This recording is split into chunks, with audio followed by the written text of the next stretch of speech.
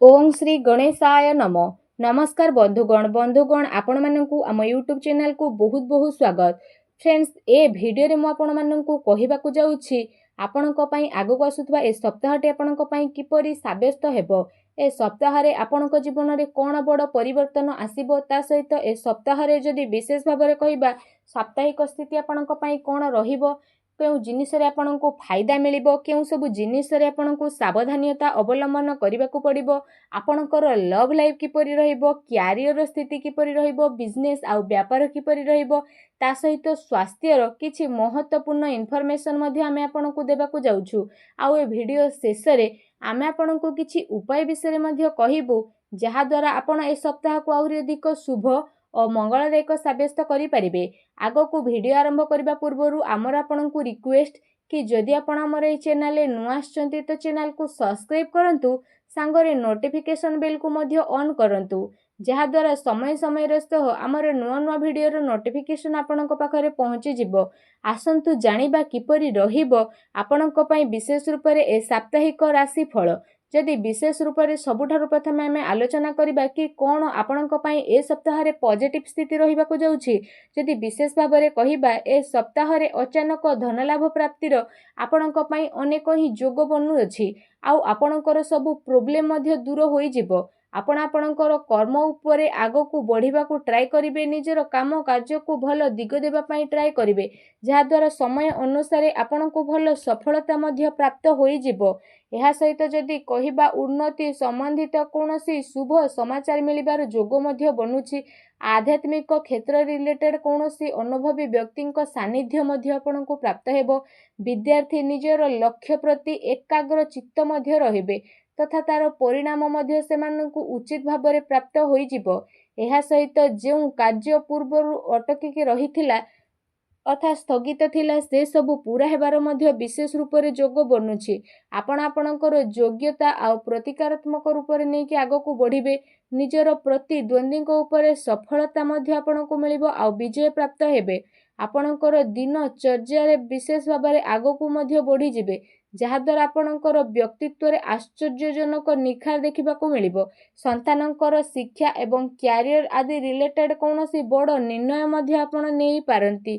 विद्यार्थींकर पाठपढ़ा एवं क्यारियर संबंधित समस्यार समाधान होई जिवो, जहा द्वारा समस्ते खुशी अनुभव करिवे। आउ आपण मध्य निजर स्थिति को नै कि भल लाभ प्राप्ति हेबे।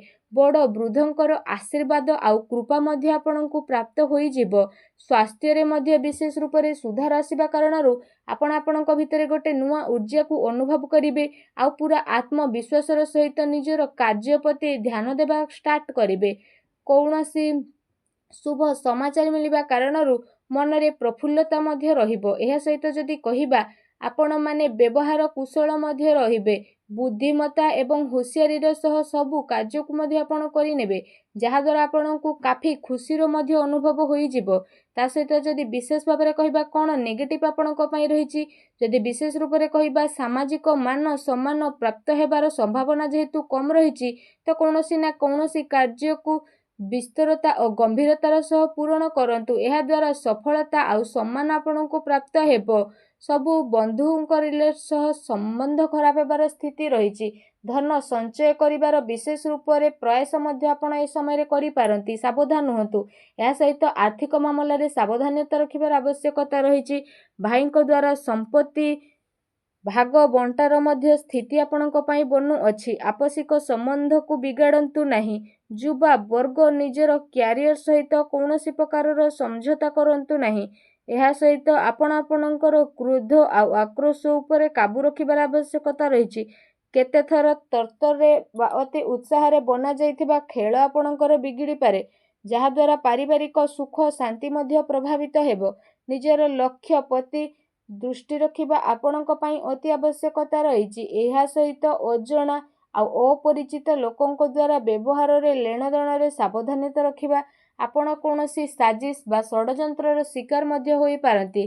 सेथि पई बेहतरीन उपाय आपणक पई एहा रहइबो कि आपण भूल संगति ठारू दूरी कि ही रुहंतु। बड़ वृद्धंक स्वास्थ्य आपणको ध्यान रखिबार आवश्यकता मध्ये विशेष रूप रे रहिछि। ତା ସହିତ ବ୍ୟର୍ଥ କାର୍ଯ୍ୟରେ ଧନ ଖର୍ଚ୍ଚ ହେବାର ଯୋଗ ପ୍ରବଳତାର ସହିତ ଆପଣଙ୍କ ପାଇଁ ବନୁଛି। ଭୂମି ଏବଂ ବାହନକୁ ନେଇ କୌଣସି ବଡ଼ କାର୍ଯ୍ୟ ଆପଣଙ୍କୁ କରିବାକୁ ପଡ଼ିପାରେ। ସେଥିପାଇଁ ନିଜର ଆର୍ଥିକ ସ୍ଥିତିକୁ ଧ୍ୟାନରେ ରଖିକି ହିଁ ଆପଣ କିଣାକିଣି ରିଲେଟେଡ୍ ଯୋଜନା ବନାନ୍ତୁ। ଏହା ଆପଣଙ୍କ ପାଇଁ ବେହତରିନ ସାବ୍ୟସ୍ତ ହେବ। ଆସନ୍ତୁ ଜାଣିବା ଏ ସପ୍ତାହରେ ଆପଣଙ୍କର ଲଭ୍ ଲାଇଫ୍ ସ୍ଥିତି କିପରି ରହିବ। କି ଦାମ୍ପତ୍ୟ ଜୀବନକୁ ନେଇ ସ୍ଥିତି କାଫି ଭଲ ରହିବାକୁ ଯାଉଛି। ଜୀବନ ସାଥୀଙ୍କ ସହିତ ମଧୁର ସମ୍ବନ୍ଧ ହେବା ସହିତ ଆପଣଙ୍କୁ ତାଙ୍କର ସହଯୋଗ ମଧ୍ୟ ବିଶେଷ ରୂପରେ ପ୍ରାପ୍ତ ହୋଇଯିବ। ଘର ପରିବାରର ସୁଖ ସୁବିଧା ପ୍ରତି ଆପଣଙ୍କର ପ୍ରାଥମିକତା ମଧ୍ୟ ବନିବ। ପତି ପତ୍ନୀଙ୍କ ଭିତରେ ସମ୍ବନ୍ଧ ମଧ୍ୟ ଭଲ ରହିବ। ସନ୍ତାନଙ୍କର କୌଣସି ଜିଦ୍ଦିପଣ ବା ନକାରାତ୍ମକ ରବୈୟା ଆପଣଙ୍କର ଚିନ୍ତାର କାରଣ ମଧ୍ୟ ବିଶେଷ ରୂପରେ ବନିପାରେ। ଆସନ୍ତୁ ଜାଣିବା ସପ୍ତାହରେ ବ୍ୟବସାୟ କ୍ୟାରିୟର ସ୍ଥିତି କିପରି ରହିବ। ତ ବିଶେଷ ଭାବରେ ବ୍ୟାପାରର ବିସ୍ତାର ସମ୍ବନ୍ଧିତ ନୂଆ ସମ୍ଭାବନା ଉପରେ ବିଚାର ହେବ। ନିଜର ପୁରା ଜୋସ୍ ମାର୍କେଟିଂରେ ତଥା ନିଜର ପ୍ରଡକ୍ଟସର ପ୍ରମୋସନରେ ଲାଗିବେ। ଚାକିରି କରୁଥିବା ବ୍ୟକ୍ତି ନିଜର କାର୍ଯ୍ୟରେ ସନ୍ତୁଷ୍ଟ ମଧ୍ୟ ରହିବେ। ଆଉ ସହକର୍ମୀଙ୍କର ସହଯୋଗପୂର୍ଣ୍ଣ ଆପଣଙ୍କୁ ପ୍ରାପ୍ତ ହେବ। ତା ସହିତ କାର୍ଯ୍ୟ ବିସ୍ତାରର ଯୋଜନା କାର୍ଯ୍ୟ ରୂପରେ ପ୍ରଣୀତ ମଧ୍ୟ ହେବ। କିନ୍ତୁ ସେ ଯୋଜନା ଉପରେ ପରୀକ୍ଷଣ ଅବଶ୍ୟ କରନ୍ତୁ। ଏହା ସହିତ ଚାକିରିରେ ହାଲକା ଫୁଲକା ପ୍ରୋବ୍ଲେମ ମଧ୍ୟ ଆସିପାରେ। କିନ୍ତୁ ଆପଣ ଆପଣଙ୍କର ବୁଦ୍ଧିମତ୍ତା ଆଉ ବିବେକର ସହିତ ସବୁ ପ୍ରୋବ୍ଲେମର ହଲ୍ ମଧ୍ୟ ବାହାର ଶାନ୍ତିପୂର୍ଣ୍ଣ ଭାବରେ କରି ମଧ୍ୟ ନେବେ। କୌଣସି ବଡ଼ ଅଧିକାରୀ ଅର୍ଥାତ୍ ରାଜନୀତି ବ୍ୟକ୍ତିଙ୍କ ସହିତ ଆପଣଙ୍କର ସାକ୍ଷାତ ହେବା କାରଣରୁ ଆପଣଙ୍କ କାମ ବହୁତ ଆସାନୀରେ ବନିଯିବ। କିନ୍ତୁ କେତେ ମାମଲାରେ ଆପଣଙ୍କର ସ୍ୱାଭିମାନ ଆପଣଙ୍କ ଉନ୍ନତିରେ ବାଧା ମଧ୍ୟ ବନିପାରେ। ସେଥିପାଇଁ ନିଜର ବ୍ୟବହାରକୁ ଟିକେ ସାବଧାନପୂର୍ବକ ରଖନ୍ତୁ। ଏହା ଧ୍ୟାନ ରଖିବା ଆପଣଙ୍କ ପାଇଁ ଆବଶ୍ୟକତା ରହିଛି। ଆପଣଙ୍କର କୌଣସି ମହତ୍ତ୍ୱପୂର୍ଣ୍ଣ ବ୍ୟବସାୟିକ ଗତିବିଧି ମଧ୍ୟ ଲିକ୍ ହୋଇପାରେ। କର୍ମଚାରୀଙ୍କର ଗତିବିଧି ଉପରେ ଆପଣ ନଜର ମଧ୍ୟ ରଖନ୍ତୁ। ତା ସହିତ ସ୍ଥିତି କାବୁରେ ମଧ୍ୟ ଆପଣଙ୍କର ଆସିଯିବ। ସେଥିପାଇଁ ଆପଣ ପୁରା ଜୋସ୍ର ସହିତ ନିଜର କାର୍ଯ୍ୟ ପ୍ରତି ଏକାଗ୍ରଚିତ୍ତ ରୁହନ୍ତୁ। ଆସନ୍ତୁ ଜାଣିବା ଆପଣଙ୍କ ସ୍ୱାସ୍ଥ୍ୟ କିପରି ରହିବ। ତ ଅତ୍ୟଧିକ ପରିଶ୍ରମ କାରଣରୁ ଥକାପଣ ଏବଂ କଷ୍ଟ ଭଳି କିଛି ଛୋଟମୋଟ ସମସ୍ୟା ଆସିବ। ତା ସହିତ ଅଧିକ ଗରିଷ୍ଠ ଓ ତେଲୁଆ ଖାଦ୍ୟ ଖାଇବା ଠାରୁ ଆପଣ ଦୂରେଇକି ରୁହନ୍ତୁ। ଅନ୍ୟଥା ପେଟ ରିଲେଟେଡ୍ କିଛି ଛୋଟମୋଟ ସମସ୍ୟା ଉତ୍ପନ୍ନ ହୋଇପାରେ। ସେଥିପାଇଁ ଆପଣ ସୁପାଚ୍ୟ ଭୋଜନ ଗ୍ରହଣ କରନ୍ତୁ। ନିଜ ସ୍ୱାସ୍ଥ୍ୟକୁ ଭଲ ରଖିବା ପାଇଁ ଆପଣ ପ୍ରତ୍ୟହ ଯୋଗ କରନ୍ତୁ, ବ୍ୟାୟାମ କରନ୍ତୁ, ସୁସ୍ଥ ରୁହନ୍ତୁ। ଆସନ୍ତୁ ଜାଣିବା ଏ ସପ୍ତାହରେ ଆପଣଙ୍କ ପାଇଁ କ'ଣ ବିଶେଷ ଉପାୟ ରହିଛି। ଯଦି କହିବା ଏ ସପ୍ତାହରେ ବିଶେଷ ଭାବରେ ଆପଣ ସ୍ନାନ ଯେତେବେଳେ କରୁଛନ୍ତି ତ ସ୍ନାନ କରିବା ପୂର୍ବରୁ ସ୍ନାନ କରୁଥିବା ପାଣିରେ ଆପଣ ଗୋଟେ ଚୁଟକି ହଳଦୀ ପକାନ୍ତୁ। ଏହା ସହିତ ସ୍ନାନ କରିବା ସହିତ ମନରେ ମନରେ ଓଂ ନମୋ ଭଗବତେ ବାସୁଦେବାୟ ନମଃ ଏ ମନ୍ତ୍ରର ମନକୁ ମନ ଆପଣ ଜପ ମଧ୍ୟ କରନ୍ତୁ। ଆପଣ ସ୍ନାନ କରିସାରିବା ପରେ ବହୁତ ହିଁ ସଚ୍ଚା ଦିଲର ସହ ଶ୍ରଦ୍ଧା ଭାବରେ ଭଗବାନ ବିଷ୍ଣୁ ହରିଙ୍କ ସାମ୍ନାରେ ଗୋଟେ ଘିଅ ଦୀପ ଜଳାନ୍ତୁ। ଆଉ ସେଠି ବସିକି ଆପଣ ବିଷ୍ଣୁ ସହସ୍ର ନାମର ଜପ ମଧ୍ୟ କରନ୍ତୁ। ଏପରି କରିବା ମାତ୍ରେ ହିଁ ଭଗବାନ ବିଷ୍ଣୁ ବହୁତ ଶୀଘ୍ର ପ୍ରସନ୍ନ ହେବେ ଆଉ ଆପଣଙ୍କର ସମସ୍ତ କଷ୍ଟକୁ ଦୂର କରିବେ। ଯାହା ବି ଆପଣଙ୍କ ଜୀବନରେ ପ୍ରୋବ୍ଲେମ ଚାଲିଛି ସବୁ ପ୍ରୋବ୍ଲେମକୁ ଅନ୍ତ କରିବେ ଆଉ ଆପଣଙ୍କ ଜୀବନରେ ଖୁସି ହିଁ ଖୁସି ଆସିବ। ଆପଣ ଏ ଉପାୟକୁ ଅବଶ୍ୟ କରନ୍ତୁ। ଆପଣଙ୍କୁ ଏପରି କରିବା ଦ୍ୱାରା ଲାଭ ମଧ୍ୟ ପ୍ରାପ୍ତ ହେବ।